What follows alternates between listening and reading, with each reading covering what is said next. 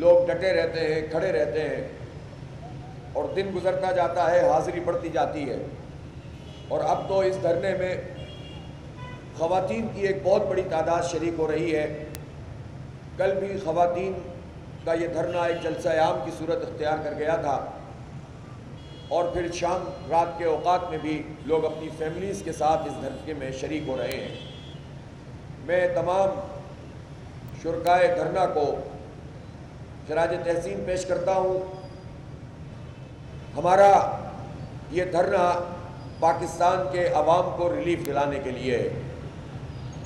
آپ سب جانتے ہیں کہ بجلی کی قیمتیں اور اس کے بل اتنے زیادہ ہو گئے ہیں کہ اب کسی طبقے کے لیے بھی یہ بل ادا کرنا ممکن نہیں رہا ہے۔ اپنی آمدنی کے اعتبار سے ان بلوں کی ادائیگی پاکستان کے 98-99% لوگ یہ نہیں کر سکتے۔ سب کا حساب بگڑ گیا ہے، اور یہ ممکن ہی نہیں رہا کہ لوگ یہ بھاری بل بھی دیں اور اپنے بچوں کو بھی اسی طرح پڑھا سکیں، اپنی ضروریات دیگر پوری کر سکیں۔ اور پھر جب کھانے پینے کی چیزوں کے اوپر بھی ٹیکس لگا دیتے ہیں، 18% انہوں نے ٹیکس لگا دیا بنیادی اشیاء خورد و نوش پہ، بچوں کے دودھ تک پہ ٹیکس لگا دیا، تو اس کے بعد لوگ کیا کھائیں پئیں، کیا بل دیں، جو کرائے پہ رہتے ہیں وہ کیا کرایہ ادا کریں، جو کاروباری چھوٹے لوگ ہیں وہ کیا کریں۔ اب تو بڑے کاروباریوں کی چیخیں نکل گئی ہیں، اور وہ کہہ رہے ہیں کہ ہماری صنعت نہیں چل رہی، چونکہ حکومت کی جو ظالمانہ پالیسی ہے، اس ظالمانہ پالیسی کے نتیجے میں صنعتیں بند ہو رہی ہیں۔ اور صرف یہ پالیسی یہ نہیں ہے کہ جو حکومت یہ بات کہتی ہے کہ ہماری مجبوری ہے، یہ مجبوریاں نہیں ہیں، بلکہ یہ نالائقی ہے، نااہلی ہے، کرپشن ہے، جس کا جو بھگتان ہے وہ پوری قوم بھگت رہی ہے۔ ہم یہ کہنا چاہتے ہیں کہ جب ہمارے وزراء یہ اعلان کرتے ہیں کہ ہم آئی پی پی سے بات نہیں کر سکتے، میں یہ پوچھنا چاہتا ہوں کہ یہ جو آئی پی پیز کے معاہدے پیپلز پارٹی کے دور حکومت سے شروع ہوئے، پہلے کوئی 35 کے قریب کمپنیوں سے بات ہوئی، پھر مشرف کے زمانے میں کوئی 45-48، پھر نواز شریف کے زمانے میں کوئی 130، اور پھر پی ٹی آئی کے زمانے میں بھی تقریباً 30-35 کمپنیوں سے بات ہوئی، اور اس وقت بھی ایک فہرست 124 آئی پی پیز کی آتی ہے اور کبھی 100 آئی پی پیز کی آتی ہے، اور حقائق قوم کے سامنے پوری طرح نہیں لائے جاتے، معاہدے سامنے نہیں آتے۔ کہتے ہیں کہ وہ معاہدے سامنے لا نہیں سکتے، آپ خون نچوڑ سکتے ہیں لوگوں کا، آپ بل زیادہ کر سکتے ہیں، معاہدے سامنے نہیں لا سکتے۔ اور ان معاہدوں میں جو زیادتیاں اور ظلم انہوں نے کیا ہے وہ حیرت انگیز ہے۔ میں ایک آئی پی پی کا آپ کو ریفرنس دیتا ہوں جو اس وقت چل رہی ہے، اور اس پر حکومت کی کمپلشن کیا ہوتی ہے۔ حکومت کی کمپلشن یہ ہوتی ہے کہ آپ آر ایل این جی کے اوپر اس کو چلائیں۔ جو آر ایل این جی کا ایف سی سی ہوتا ہے، یہ ایک فیکٹر ہوتا ہے، ایک جو کاسٹ ہوتی ہے، fuel cost. R L N G کا جو ایف سی سی ہے وہ 24.01 کلو واٹ آور ہے، جو مئی کے مہینے میں ادا کی گئی اس آئی پی پی کو، اس کا خرچہ ہمیں اتنے کا پڑا، اور جون میں 24.78 روپے کلو واٹ آور یا یونٹ کا پڑا۔ اگر یہ آپ امپورٹڈ کول پہ بھی لیتے تو یہ 16.82 اور 15.53 پڑتا۔ اس کا مطلب کیا ہے کہ تقریباً 7 سے 9 روپے کا فرق ہے۔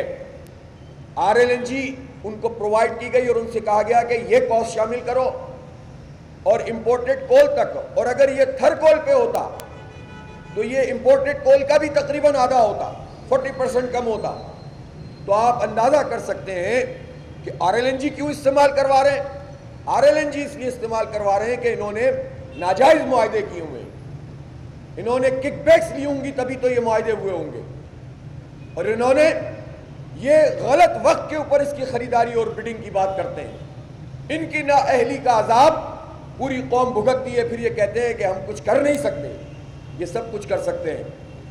کل ہم نے یہ مطالبہ کیا ہے اور یہ پوری قوم کا مطالبہ ہے کہ وزیر اعظم اعلان کریں کہ وزیر اعظم اور وزراء اعلیٰ اور گورنرز اور وزراء اور سارے سرکاری افسران وہ 1300 سی سی سے زیادہ کوئی گاڑی استعمال نہیں کریں گے.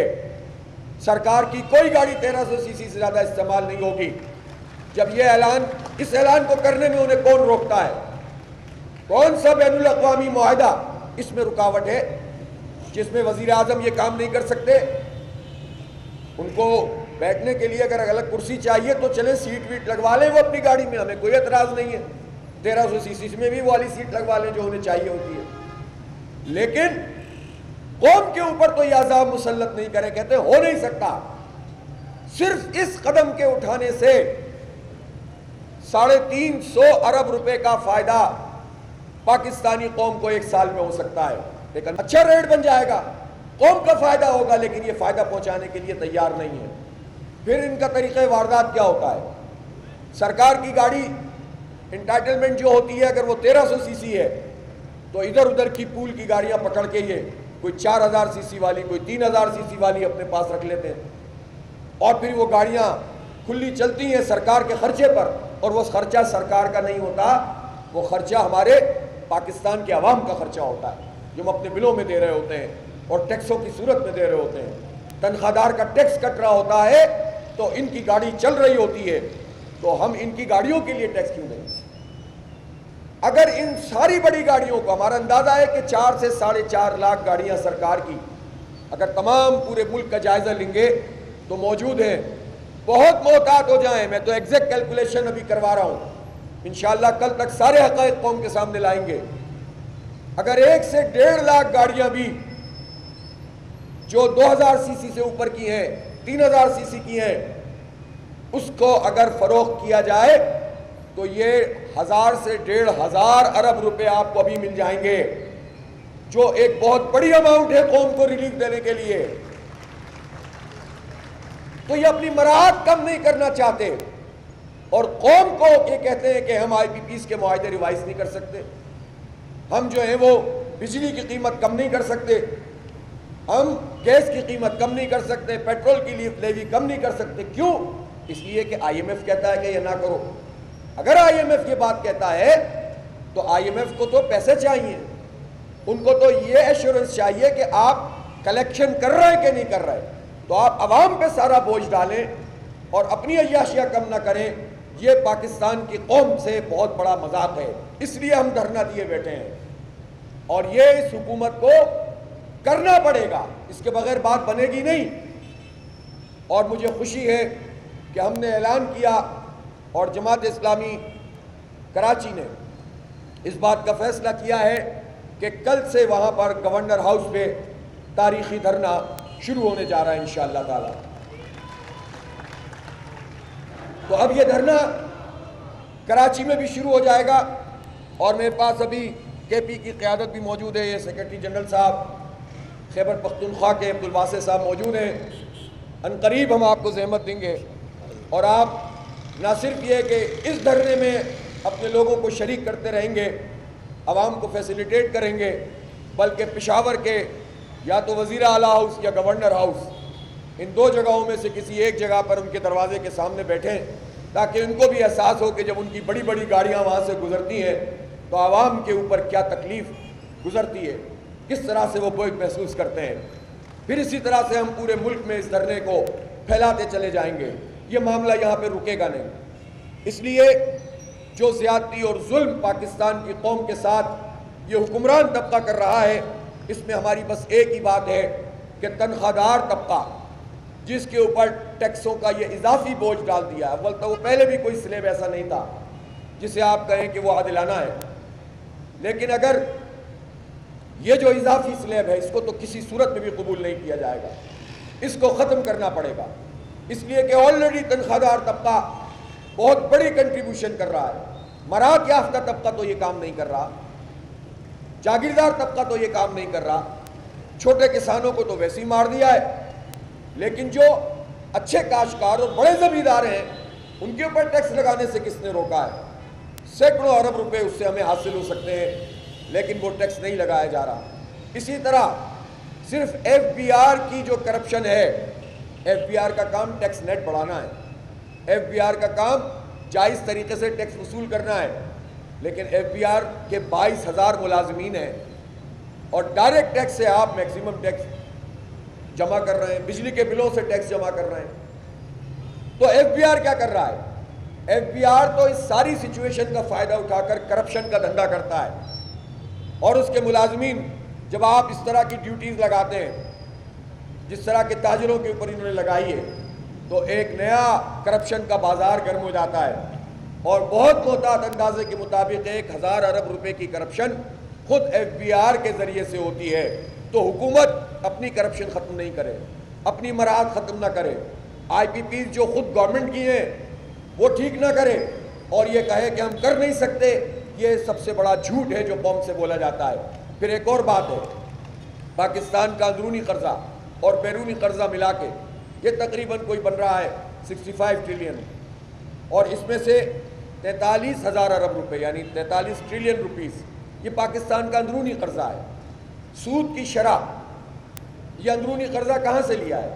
یہ اندرونی قرضہ بینکوں سے لیتے ہیں۔ اس وقت پاکستان کے عوام کی بربادی میں جو سب سے بڑا بینیفٹ ملتا ہے یہ انہی بینکوں کو ملتا ہے، اور یہ بینک فرنٹ مین ہوتے ہیں حکومت کے لوگوں کے۔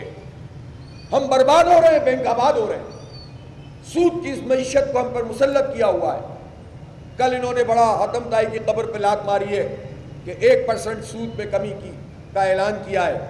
اگر یہ سود تو ہونا ہی نہیں چاہیے، حرام ہے، اللہ اور اس کے رسول سے جنگ ہے، اس جنگ اور عذاب میں انہوں نے مبتلا کیا ہوا ہے ہمیں۔ لیکن اگر ہم یہ کہتے ہیں کہ اس کو بتدریج ختم کیا جائے، تو اگر یہ ایک سال میں یہ 20% سے اگر یہ 10% پہ لے کر آئیں، تو یہ جو قوم ٹیکسوں کی صورت میں یہ قرضے ادا کر رہی ہے، جو ہمیں 8,500 ارب روپے یا 9,000 ارب روپے کے قریب صرف سود کی رقم ادا کرنی ہے اپنے جو بینک ہیں اور مختلف ذرائع سے جو انہوں نے قرضے لیے ہوئے ہیں، تو اس میں سے آدھی کمی ہو جائے گی، یہ سرکولر ڈیٹ کم ہو جائے گا، یہ سود کی ادائیگی کم ہو جائے گی، عوام کے اوپر سے بوجھ کم ہو جائے گا۔ تو یہ جتنی سود کی شرح بڑھاتے چلے جاتے ہیں، قرضوں کا سود بڑھتا چلا جاتا ہے، اصل قرضہ تو ادا ہی نہیں ہوتا۔ تو یہ ساہوکاری نظام ہے، ساہوکاری نظام، اور اس میں جکڑ دیا ہے انہوں نے 25 کروڑ عوام کو۔ انشاءاللہ جماعت اسلامی تو اس سودی نظام سے بھی قوم کو نجات دلائے گی انشاءاللہ، اور یہی ملک ہوگا، یہی عوام ہوں گے، یہی معیشت ہوگی، اور اللہ کی برکتیں ہوں گی۔ ہمارے پاس پورا روڈ میپ موجود ہے، اور ہم دیکھیں گے کہ کون ہمیں ترقی کرنے سے روکتا ہے۔ اس لیے یہ جو پورا سوسائٹی پہ کنٹرول کر کے مہاجن بنے ہوئے ہیں اور برباد ہمیں کر کے رکھ دیا ہے، ان لوگوں سے ہمیں جان چھڑانی ہے۔ تو پہلا مرحلہ اس دھرنے کی کامیابی ہے، اور ہم میڈیا کے ذریعے سے حکومت سے یہ کہنا چاہتے ہیں کہ وہ اس پورے کام کو جلد مکمل کریں۔ جتنا وہ ڈیلے کریں گے اتنا یہ دھرنے کا جو دائرہ ہے وہ بڑھتا چلا جائے گا، اور پورے پاکستان میں یہ دھرنے ہوں گے۔ اور پہلے مرحلے میں تو ہم گورنر ہاؤس اور سی ایم ہاؤس پہ بیٹھیں گے، دوسرے مرحلے میں تو ہم شاہراہوں پہ بیٹھیں گے انشاءاللہ، وہ مرحلہ بھی قریب ہی آ جائے گا۔ شاہراہوں پہ بیٹھیں گے، پھر ہم سے مت کہنا کہ سب بند ہو گیا ہے، تم نے پہلے ہی ہماری معیشت بند کر دی ہے، تم نے ہماری پہلے ہی جو ہے وہ آزادی بند کی ہوئی ہے، تم نے پہلے ہی ہمیں برباد کر کے رکھ دیا ہے۔ تو اب ہمارے پاس کوئی اور ذریعہ نہیں ہے سوائے اس کے کہ پرامن سیاسی مزاحمت کریں۔ جماعت اسلامی کبھی لا اینڈ آرڈر کو خراب نہیں کرنا چاہتی، اور اس کا ثبوت یہ دھرنا ہے۔ ہم ساری رکاوٹیں توڑ چکے تھے، ہم جا کر اسلام آباد کے ڈی چوک پہ بیٹھ، بلکہ بہت سے تو چلے بھی گئے تھے، لیکن ہم نے وہ راستہ اختیار نہیں کیا جس سے تصادم پڑے۔ ہم نے پرامن سیاسی مزاحمت کا کلچر کو متعارف کروانا ہے، اور حکومت کو بھی چاہیے کہ وہ ہوش کے ناخن لے، اور جہاں بھی جو بھی احتجاج کرتا ہے، چاہے بلوچستان میں کرتا ہو، چاہے کے پی میں کرتا ہو، چاہے یہاں پنجاب میں کرتا ہو یا سندھ میں کرتا ہو، اس کو اس کا حق ملنا چاہیے۔ احتجاج والوں کو بھی قانون کو حق میں لینے کا کوئی حق نہیں ہے، لیکن پہلا کام حکومت کا ہوتا ہے کہ وہ جمہوری آزادیاں دے، اور لوگوں کو اپنی بات کرنے کی آزادی ملنی چاہیے۔ اس لیے ہمارے دھرنا جاری ہے، اور آج کے اس دھرنے میں بڑے پیمانے پر تاجر صنعت کار بھی شریک ہوں گے، عوام بھی شریک ہوں گے، خواتین بھی شریک ہوں گی، اور ہم ٹیلنٹ ہنٹ پروگرام کے تحت نوجوانوں میں بہت ساری صلاحیتیں اجاگر کرنے کے لیے اس دھرنے کو ہم نے ایک ٹریننگ کیمپ بھی بنا دیا ہے تاکہ ہمارے نوجوان اپنی صلاحیتوں کا یہاں پر مظاہرہ بھی کریں. بہت شکریہ.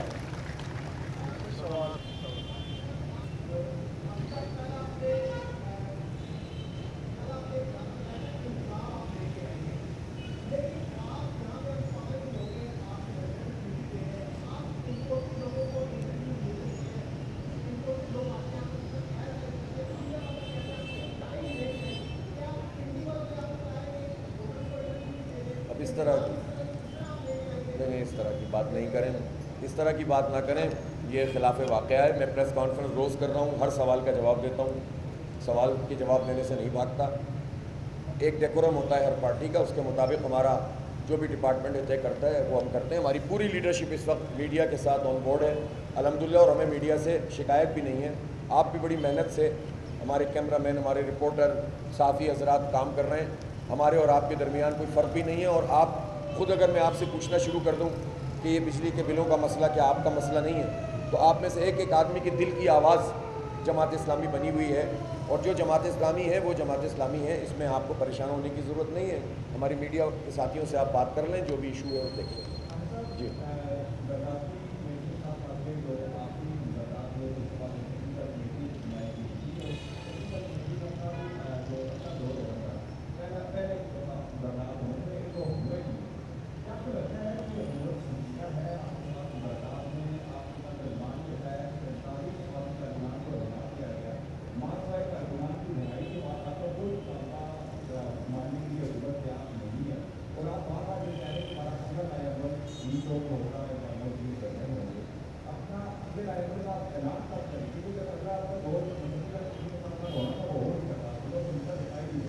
اچھا دیکھیں, ایک بات تو یہ ہے کہ ہمیں جلدی کوئی نہیں ہے.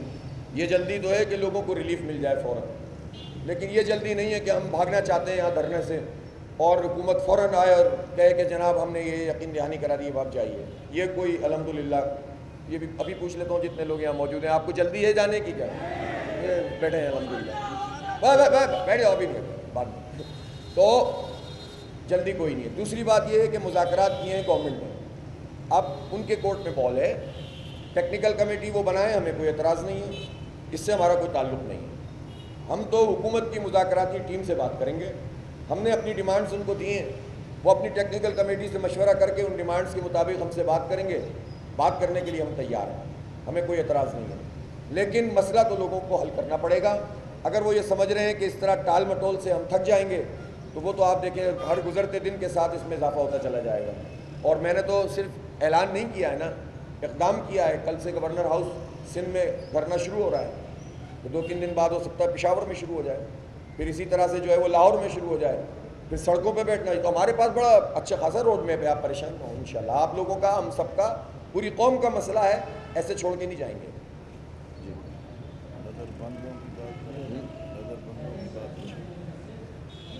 اچھا ایک منٹ, آپ نے جو گرفتاریوں کی بات کی, دیکھیں گرفتار لوگوں کو انہوں نے رہا کر دیا, لیکن اس میں بھی ڈنڈی ماری ہے. کچھ لوگوں کو انہوں نے نظر بند کیا ہوا ہے, اور کتنے 10 لوگ ہیں, اور ان کو جیل منتقل کر دیا. اب یہ بھی عملہ نے گرفتاری ہے. اب میں حیران ہوں اس گورنمنٹ کے اوپر کہ انہوں نے رہا بھی کر دیا, پھر نظر بند کر دیا, پھر جیل میں نظر بند کر دیا. اس طرح کے اوچھے ہتھ کنڈوں سے تو مسئلہ حل نہیں ہوگا نا. یہ خود مجبور کرتے ہیں کہ ہم جو ہے وہ وائلنس کا راستہ اختیار کریں, ہم تصادم کا راستہ اختیار کریں.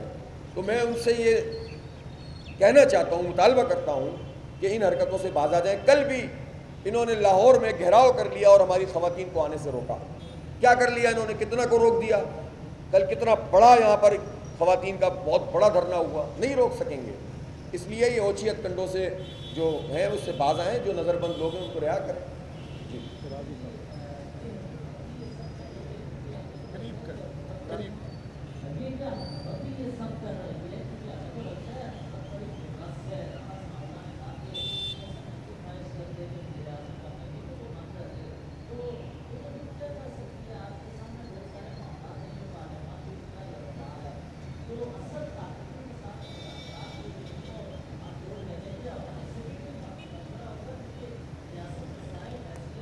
پہ بات کریں گے.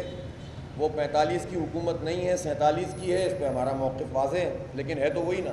کل بھی میں نے کہا تھا بات تو اسی سے کرنی پڑے گی، اور وہ جس سے بھی مشورہ کریں اور ہدایات لیں، یہ ان کا معاملہ ہے۔ ہمارے سامنے تو حکومت ہے، پرائم منسٹر کا ایک ٹائٹل تو موجود ہے نا، ساری منسٹریز موجود ہیں، فیصلے تو انہی کے دستخطوں سے ہو کر آتے ہیں، انہی کی کابینہ سے ہو کر آتے ہیں، تو وہ جہاں سے بھی مشورہ کریں یہ ان کا مسئلہ ہے۔ ہم تو گورنمنٹ سے بات کریں گے تاکہ بات بالکل واضح ہو اور پوری قوم کے سامنے ہو۔ سمجھ نہیں آ رہا آواز؟ قریب کریں، قریب۔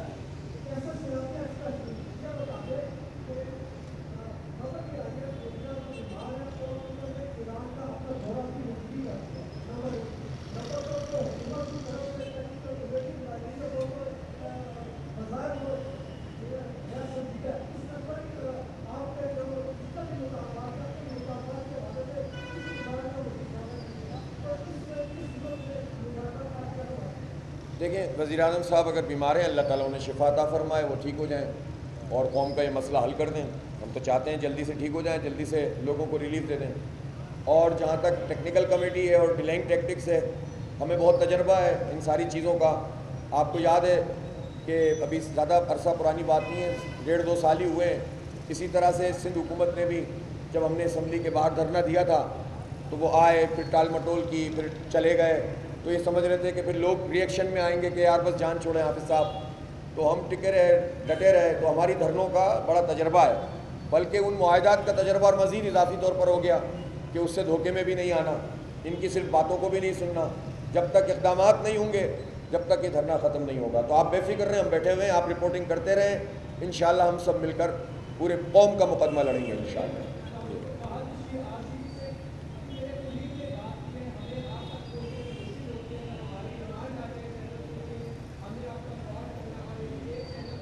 سامنے کھڑا ہوں، آپ کا جواب دے رہا ہوں۔ ہماری ٹیم میں ہمارے نشر و اشاعت کے ناظم ہیں قیصر شریف صاحب، وہ یہاں موجود ہیں، اور ہماری ڈیجیٹل میڈیا کے سلمان شیخ صاحب موجود ہیں۔ آپ ان سے بات کریں، ہر پارٹی کا دیکھیں اپنا ایک طریقہ ہوتا ہے، اس کے مطابق کریں گے انشاءاللہ۔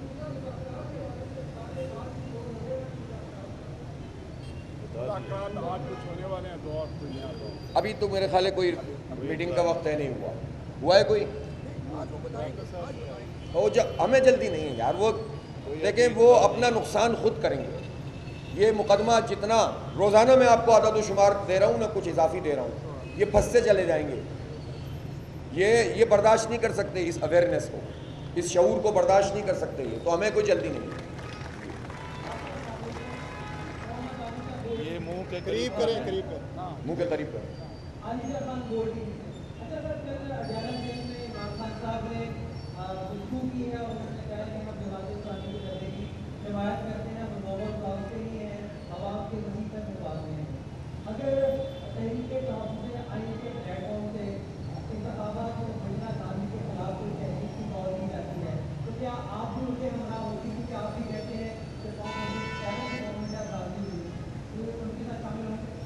پہلے تو میں عمران خان صاحب نے جو اس دھرنے کی حمایت کی ہے اس کا خیر مقدم کرتا ہوں، شکریہ ادا کرتا ہوں، اور ظاہر سی بات ہے کہ ہر پولیٹیکل ورکر اور ہر پولیٹیکل قائد جو بھی جینوئن طریقے سے سوچے گا وہ اس دھرنے کے ساتھ ہی کھڑا ہوگا، تو اس کو ہم ویلکم کرتے ہیں۔ اور جہاں تک تحریک تحفظ آئین پاکستان پورا نام لیا کریں اس کی بات ہے، تو ان کے اقدامات تو بہت تھوڑے سے پچھلے 2-3 مہینے میں نظر آئے ہیں۔ البتہ ان سے رابطہ بھی ہے، ملاقاتیں بھی ہیں، گپ شپ بھی ہے، آنا بھی ہے، جانا بھی ہے۔ ایک سیمینار ہوا تھا، اس میں لیاقت صاحب گئے تھے، جلسے ہوا تھا جوب میں، اس میں جماعت اسلامی کا وفد گیا تھا، تو وہ جب آئیں گے یہاں پر تشریف لائیں، موسٹ ویلکم۔ لیکن یہ جماعت اسلامی کا اصولی فیصلہ ہے کہ ہم کسی بھی اتحاد میں شامل نہیں ہوں گے۔ اور دوسری بات یہ ہے کہ اس وقت تو تحفظ آئین پاکستان میں یہ مسئلہ زیر بحث ہے کہ اب وہ اسٹینڈ کرتے ہیں فارم 47 والی بات اور فارم 45 والی بات پہ، یا وہ کچھ اور سوچنا شروع کر دیا ہے انہوں نے، اور اپنے اصولی موقف سے دستبردار ہو کر، جو پارٹی اتنا بڑی میجورٹی میں جیت گئی ہے اور اس کو ہرا دیا گیا ہے، تو وہ اس موقف سے ہی دستبردار ہو رہے ہیں، اور وہ کہتے ہیں ری الیکشن ہونا چاہیے۔ تو جو لوگ اتنے کنفیوز ہوں تو ہم اپنے آپ کو کیوں کنفیوز کریں؟ ہم اپنے راستے پر موجود ہیں، محبت بھی رہے گی، تعلق بھی رہے گا، مشترکات پہ بات بھی چلے گی، دھاندلی کے خلاف آواز اٹھائیں گے۔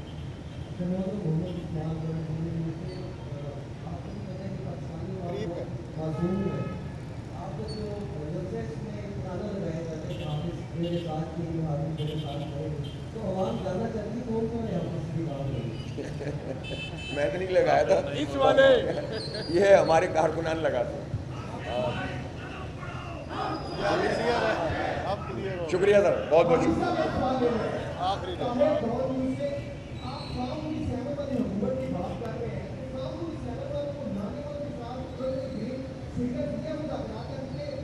یہ آپ کا سوال بھی ہو چکا, اس کا میں جواب بھی دے چکا.